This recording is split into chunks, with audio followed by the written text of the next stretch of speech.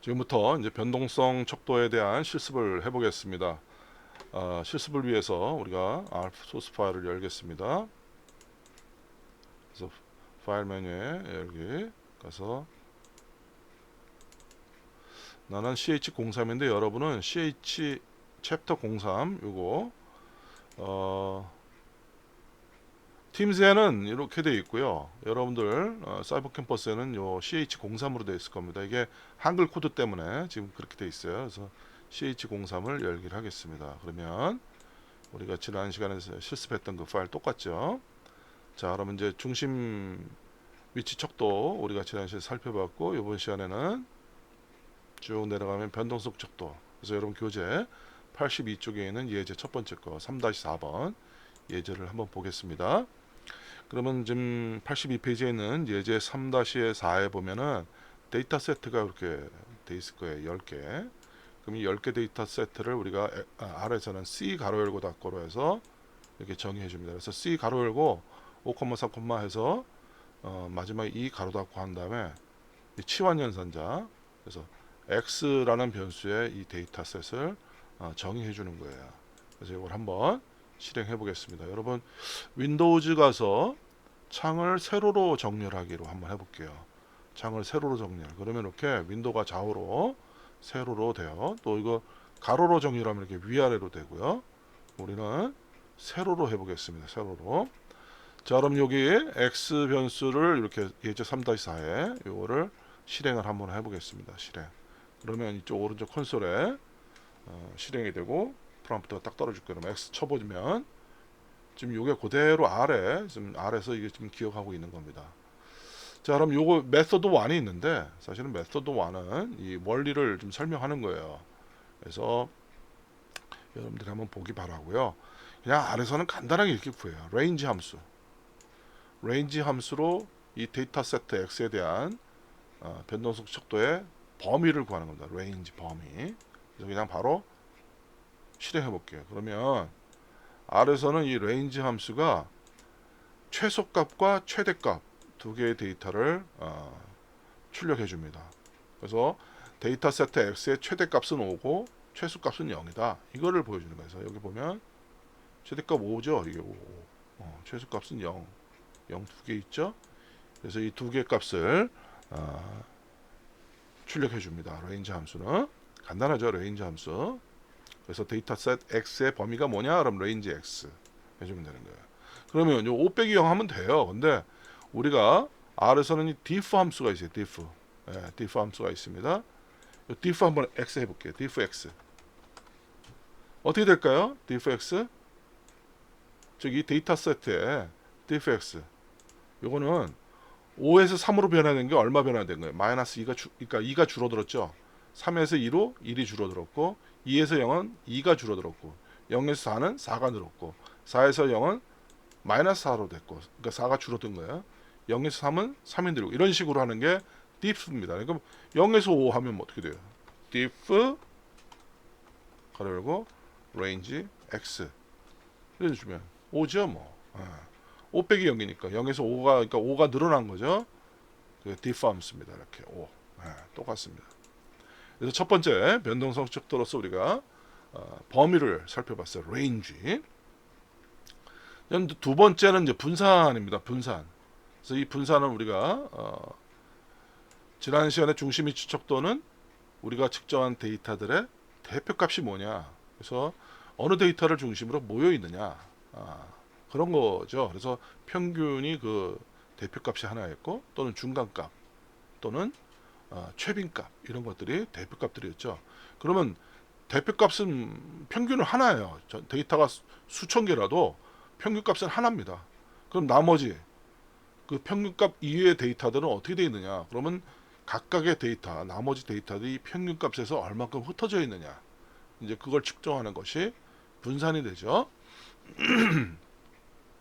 그래서 이제 분산이 되어 있는데 여러분들 교재 83쪽에 있습니다. 근데 이 분산과 표준 편차는 이 표준 편차는 분산을 루트 씌운 거예요. 그래서 분산이 우리가 보통 파하고 x를 이렇게 구하는데 표준 편차는 SD로 구합니다. SD로. 근데 결국 이게 뭐냐면 sqrt 함수가 있어요. 스퀘어 루트 함수. 그래서 이렇게 var x 구한 거를 루트 씌운 거, 그것이 바로 SD예요. 스탠다드 디비에이션의 SD. 그러니까 사실은 분산 표준 편차 뭐 같은 거죠. 루트 씌우는 거 차이죠. 그래서 교재 여러분 83쪽에 예제 3-5하고 3-7이 사실은 같은 겁니다. 근데 여기서 두 가지 차이가 있죠. 아니, 한 가지 차이점이 있습니다. 두 개. 하나는 모집단의 분산과 표준 편차를 구하는 거고, 하나는 표본의 표준 편차 분산을 구하는 겁니다. 그래서 여러분 교재 83쪽 83쪽은 이제 모집단의 분산을 구하는 것이고, 그리고 84쪽은 표본의 분산을 구하는 거로 되어 있어요. 차이는 뭐냐면 이런 거죠. 우리가 데이터를 수집할 때 모집단 데이터를 다 수집할 수는 없다고 보는 겁니다. 왜냐하면 모집단의 데이터는 너무 크다라는 것을 전제하죠. 물론 모집단이 작은 경우가 있죠. 이제 그럴 때는 이렇게 우리가 모집단의 분산과 표준 편차를 구할 수 있어요. 그럴 때 여러분 교재 83쪽에 있는 것처럼 3.3식을 보면 분모가 모집단의 개수 n으로 나눠요. 여기에 차이인 겁니다. 반면에 표본 분산은 여러분 84쪽에 보면 뭐 복잡한 대괄호식이 있는데 뭘로 나눠요? n-1로 나누죠. 소문자 n입니다. 그러니까 표본 데이터의 개수예요. 표본 데이터의 개수 빼기 1을 해줘요. 이게 차이인 거죠. 그래서 보면 우리 그냥 그리고 R에서는 이 모집단의 표준 편차와 모집단의 분산을 구하는 함수는 없습니다. 표본만 구할 수 있어요. 표본만. 표본만 구해주는 이 var x와 sd는 다 이 x가 데이터가 표본 데이터예요. 모집단 데이터가 아닙니다. 그래서 기본적으로 R에서는 이 var x와 sdx는 표본에 대한 분산과 표본에 대한 표준 편차를 구하는 함수다. 이렇게 보면 돼요. 자, 그럼 여러분 먼저 83페이지에 데이터를 우리가 이거를 그냥 모집단으로 보자고요. 그냥 모집단으로. 그래서 언어학과 학생 표본으로 보자고요. 표본으로.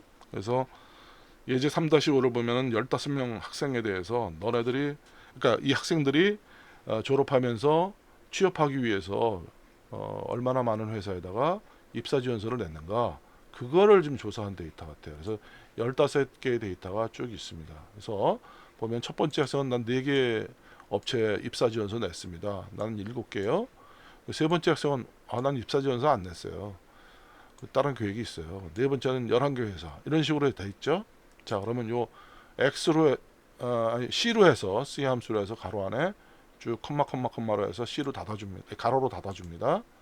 그렇게 해서 이걸 변수 x1. 그래서 3-5 예제 데이터셋은 우리가 변수 x1으로 해서 이렇게 했죠. 그래서 한번 실행해 보겠습니다. 이렇게 x1 콘솔에서 해야죠. 콘솔에 x1 엔터 이렇게 15개 데이터가 들어가 있는 걸 알 수 있어요. 그럼 이것을 분산 한번 구해볼게요. 분산부터 구해봅시다. 이 표본 분산 밑에 있군요. 이거 SDX1 이거 X1이에요. 이게 X1입니다. 그래서 SDX1 하면 3.157757이에요. 이게 X1이 표본 데이터로서 이 표본 데이터의 표준 편차다. 간단하게 나오죠. 또 그럼 이거 분산은 뭐냐? 이거는 X1만 저기 했는데 분산은 VAR X2 이렇게 X1 데이터셋이 X1이죠.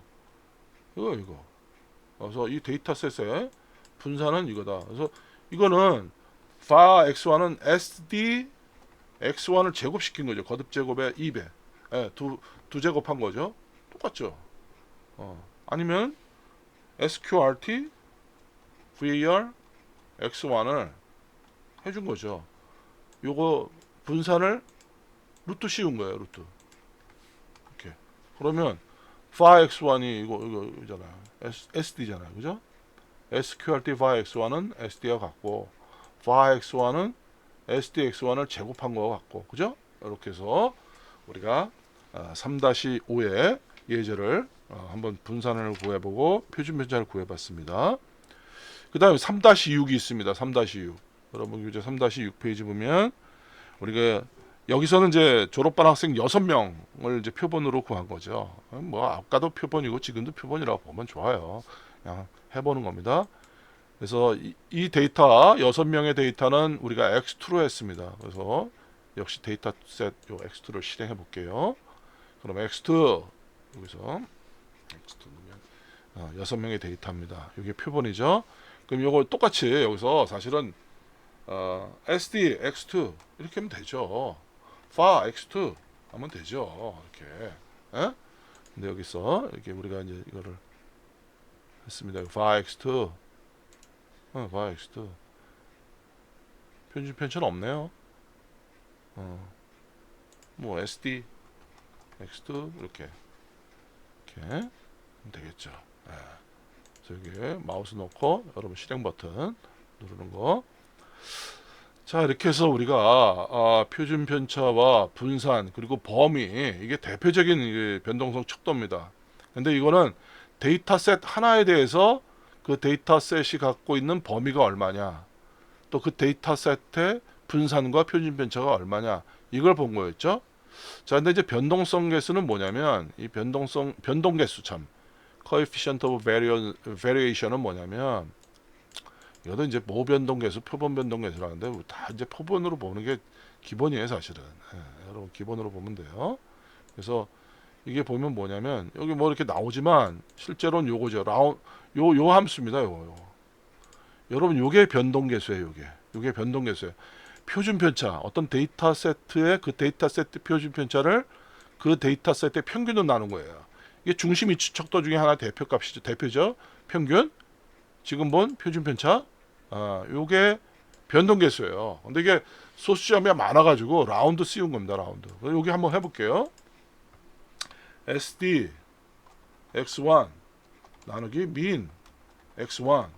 그럼 요게 데이터셋 x1의 변동 개수라는 거예요. 요게 x1 요거.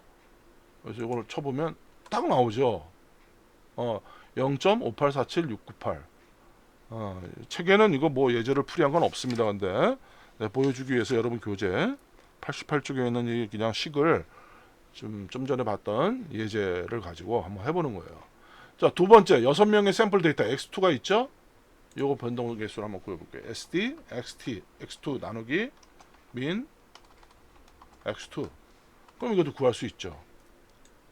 그래서 여기 있는 이 스크립트에 있는 요거는 라운드 쓴 거는 지금 이렇게 많이 나오는 거를 소수점 이하 두 자리로 이렇게 하기 위해서 라운드 콤마 2에서 소수점 이하 두 자리로 자른 거예요. 두 자리에서 반올림한 겁니다.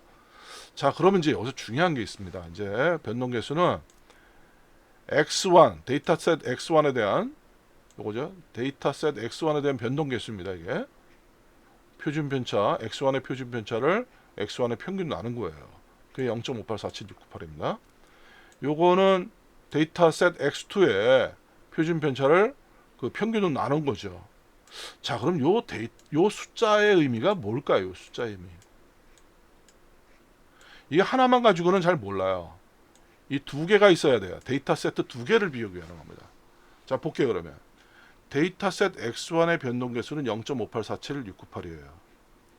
데이터셋 x2의 변동 개수는 0.5720776입니다. 그러면 이게 무슨 의미냐? 둘 다 분모가 평균값입니다. 이 평균값에 비해서 표준 편차가 0.58이라는 거예요. 크죠? 이건 0.57이에요. 좀 작죠? 즉 데이터셋 x2의 변동 개수가 데이터셋 x1의 변동 개수보다 작단 말이에요. 작단 말이죠. 그러면 데이터셋 x2가 평균값 min을 중심으로 해서 덜 퍼져 있구나. x1보다. 즉 x1 데이터셋보다 x2 데이터셋가 평균값으로 해서 중심으로 이렇게 모여 있구나. 응집성이 더 크구나. 이제 그런 것을 보여주는 겁니다. 여러분 우리 계란 후라이 할 때 계란 딱 깼는데 후라이팬에 노른자가 중심값이잖아요. 흰자가 퍼지죠. 근데 어떤 계란은 노른자를 딱 해가지고 탱글탱글해서 딱 주변에 있는 게 있고 어떤 건 노른자 있고 흰자가 쫙 퍼지는 게 있어요. 이게 노른자를 중심으로 해서 흰자가 커지는 게 변동계수가 큰 거예요. 노른자를 중심으로 해서 흰자가 조그만 거 이것이 변동계수가 작은 겁니다. 그러면 계란 하나를 깼을 때는 그 변동계수가 이게 많이 퍼진 거야 덜 퍼진 거야 이거 판단하기 어렵지만 프라이팬 큰 거에다 두 개를 터트리면 어때? 두 개를 깨면은 하나는 넓고 하나는 작잖아. 그러면 여러분 뭐야?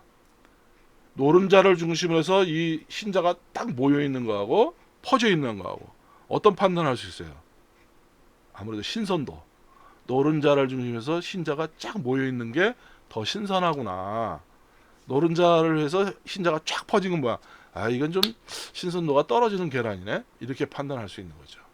이제 그런 의미를 갖는 것이 변동계수라고 볼 수 있습니다.